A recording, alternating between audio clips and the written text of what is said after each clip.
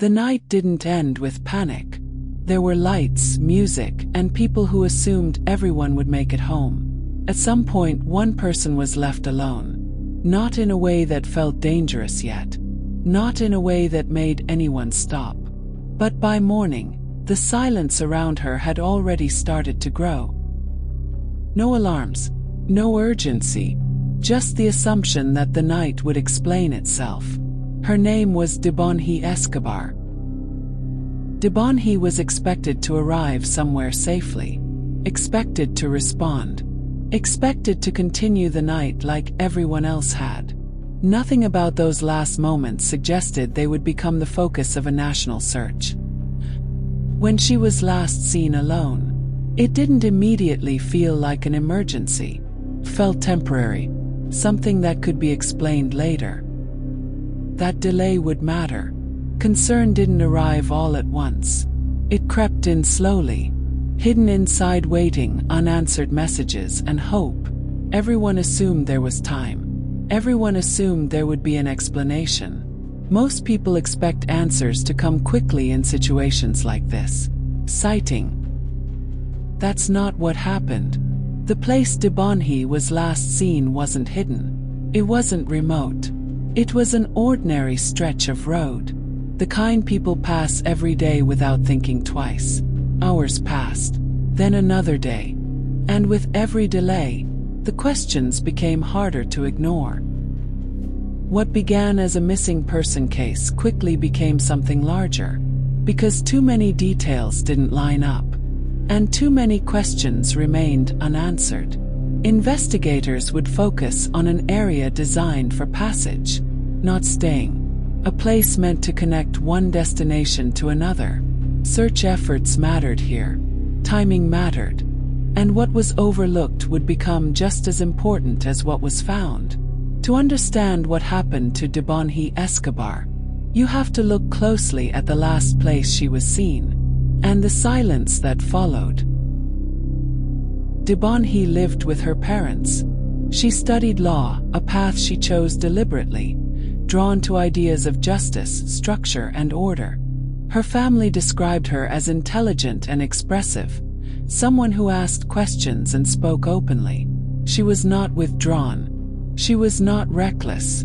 She was opinionated in the way young adults often are when they are learning who they are allowed to be. She planned ahead. She checked in. She came home. That normalcy matters. Because when Debonhi failed to return, it did not blend quietly into the background of everyday life. Stood out immediately. On the night of April 8, 2022, Debonhi went out with friends to a party on the outskirts of Monterey. There was nothing unusual about it. Her parents expected her back later that night. She stayed in contact. There were no reported arguments, no indication of danger as the evening began. Sometime after midnight, she decided to leave. Instead of going home with friends, a rideshare vehicle was arranged. It was a routine decision, practical, familiar, unremarkable, until it wasn't. At some point during the drive, the car stopped along the highway. The driver later reported that Debonhi exited the vehicle near a cluster of closed businesses and a roadside motel. Why she got out there has never been fully explained. What was said inside the car remains uncertain. What is known is simple and unsettling. Debonhi stepped out alone. The vehicle drove away, and she was never seen alive again. Within hours, her family noticed something was wrong. Messages went unanswered. Calls were not returned. Debonhi did not come home. For a young woman known to stay connected, that silence was immediate and alarming. Search efforts began quickly. Authorities reviewed nearby cameras. Volunteers gathered. The same stretch of road was walked again and again. And still, the most concrete evidence of Debonhi's final moments remained that single piece of footage. Her standing alone, illuminated briefly, then swallowed by darkness. Days passed. Then more days. And just when hope began to narrow, attention shifted back to a place that had already been searched. A roadside motel, only steps from where Debonhi was last seen. What investigators would eventually discover there would not answer every question, but it would change the case forever. Debonhi did not vanish from a vacuum. She was surrounded by people who knew her rhythms, friends who understood her routines, family members who expected regular check-ins, classmates who saw her almost daily. She was not isolated. She was not drifting through life without anchors. That context shaped the early hours of the investigation, because when Debonhi disappeared, those closest to her knew immediately that something was wrong. At 18, Debonhi was in a transitional space, old enough to make her own decisions, young enough to still rely on structure. She balanced independence with caution. She went out, but she checked in. She stayed social, but she did not disappear without explanation. Friends later described her as confident but careful. She was outspoken, sometimes stubborn, but aware of her surroundings. She was not known to take unnecessary risks. That made her final movements difficult to reconcile.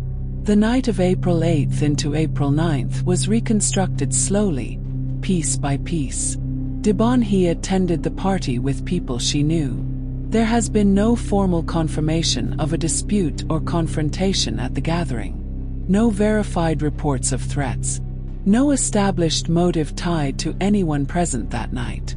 What investigators did find, however, was fragmentation. Stories that did not align perfectly. Memories that blurred under scrutiny. Gaps that could not be filled with certainty. The decision to leave the party became a focal point. Why Debonhi departed alone. Why she did not wait for a friend. Why the rideshare trip ended where it did. The driver's account was reviewed repeatedly. His version of events raised questions but did not result in formal charges. Authorities stated publicly that the timeline inside the vehicle could not be fully verified beyond the point where Debonhi exited. That uncertainty remains. What followed was even quieter. After leaving the car, Debonhi did not make a confirmed call to her parents. She did not message friends asking for help. There were no verified attempts to arrange another ride. For someone who typically stayed in contact, that absence of communication stood out. It suggested either sudden disruption or the loss of opportunity to reach out. As investigators widened the lens, attention turned to the environment itself. The highway was active. The area was lit. The motel nearby had staff, rooms, and infrastructure. In theory, this was not a place where someone could disappear unnoticed. And yet Debonhi did. Public attention intensified rapidly. The surveillance image spread across social media, news outlets, and national broadcasts. Volunteers arrived from outside the region. Vigils were held. Questions turned into demands. How had the area been searched? Who had access to nearby properties? Why had nothing been found? Authorities maintained that initial searches followed protocol, but doubt had already taken hold. What unsettled many observers was how close everything seemed. The party location, the roadside footage, the motel grounds, all within a narrow radius. And yet Debonhi remained missing. As days passed, investigators returned again and again to the same locations, rechecking spaces that had already been examined. What had been overlooked? What had been assumed empty? The case was narrowing, not toward a suspect, but toward a realization. The answer might not be far away. Might be somewhere already seen, already searched, and already dismissed. By April 10, 2022, Debonhi Susana Escobar Basildua was officially missing. The search began where the evidence pointed, along the stretch of the Monterrey, Nuevo Laredo highway where she was last seen on camera. Officers walked the roadside. Volunteers scanned fields, drainage areas, and nearby lots. Drones were deployed. 9 units were brought in. Each effort circled the same narrow radius again and again. Nothing surfaced. Not a phone, not clothing, not a confirmed witness after the rideshare drop-off. The silence deepened. Investigators reviewed surveillance footage from surrounding businesses and properties. The now familiar clip showed Debonhi standing alone near the highway. Additional angles confirmed her presence in the area, but not where she went next. No clear footage showed her entering a vehicle or leaving the roadway on foot. That absence became critical. If Debonhi had moved away from the road, where did she go? And how did she avoid cameras? Attention returned repeatedly to the roadside motel complex, located just steps from where Debonhi was last seen. The property had been searched early in the investigation. Rooms were checked. Grounds were walked. Nothing was immediately discovered. At the time, investigators stated there was no indication Debonhi had entered the motel. That conclusion would not hold. As days passed, public pressure intensified. Family members questioned the scope and timing of the searches. Volunteers documented areas already examined. Media coverage expanded nationwide. The question persisted: how could an 18-year-old vanish from a populated corridor without leaving a trace? The case stalled, not for lack of effort but for lack of direction. On April 22, 2022, 13 days after Debonhi was last seen, investigators returned to the motel property once more. This time they looked differently. Behind the building, near a neglected section of the grounds, they examined a cistern, a water storage structure not initially identified as relevant. Inside they found remains. The location was startling.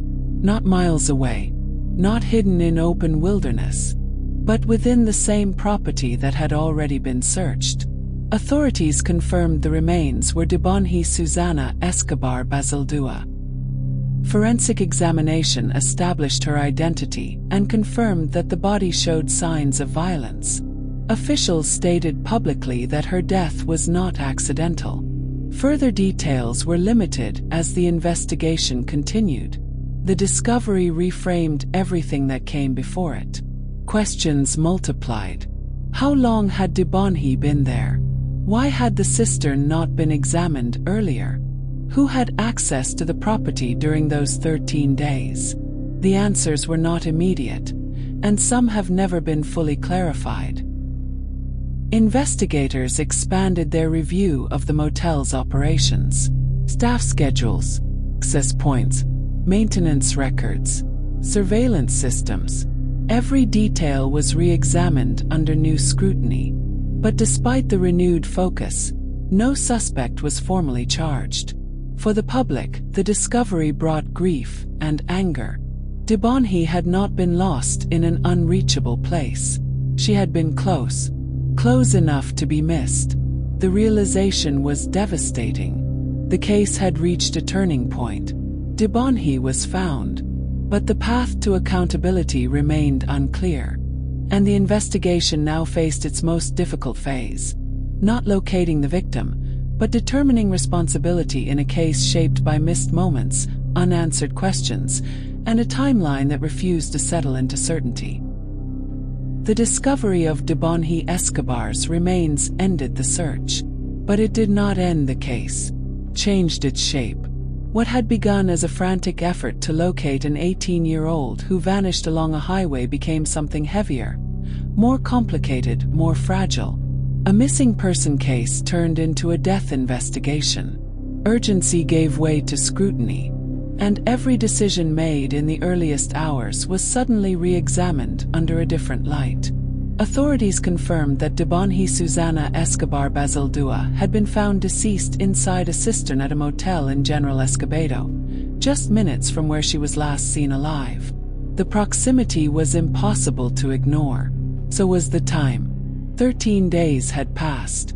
In public statements, officials emphasized that the case remained under investigation. No arrests were announced. No suspect was formally named. Authorities stated that multiple lines of inquiry were still active, including the analysis of forensic evidence, the motel property itself, and the sequence of searches conducted during the days immediately following Debonhi's disappearance. But clarity did not follow. Instead, questions multiplied. The absence of immediate charges did not quiet concern. It intensified it. For Debonhi's family, the period after April 22 unfolded in slow motion, defined not only by grief, but by the relentless weight of unanswered questions. They asked how a location so close to Debonhi's last known position could hold answers for nearly 2 weeks without being discovered.